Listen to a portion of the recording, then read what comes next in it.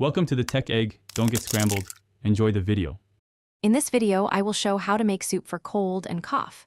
Start by simmering bone broth with 2 cups of chopped carrots and celery, then add 3 cloves of minced garlic and 1 inch of sliced ginger. Stir in 1 tablespoon of lemon juice, 1 tsp of turmeric, and salt to taste. Simmer gently for 20 minutes to meld flavors and extract benefits. Serve warm and sip slowly for soothing relief. To boost flavor, sauté onions and garlic in a little oil until golden, then add the broth and vegetables. For texture and protein, shred cooked chicken or use white beans if you want a vegetarian option. Add 1 tablespoon lemon juice near the end to brighten the soup, and season with salt and pepper to taste. Let the soup rest for 5 minutes off the heat so flavors settle before serving. If you're finding this helpful, please subscribe and tap like to support more home remedies and recipes.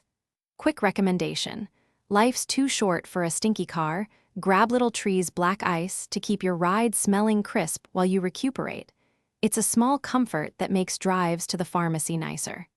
Check the description for the link and other deals, and now let's get back to the video. You can gently boost the soup's medicinal profile by stirring in 1 tsp turmeric and a pinch of black pepper to increase absorption. Fresh herbs like parsley or cilantro add aroma and a small vitamin boost, while a little honey can soothe a sore throat if desired.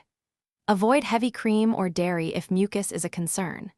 Taste as you go and adjust seasoning so the soup remains comforting and easy to sip. Thanks for watching. Consider subscribing if I helped unscramble your problems.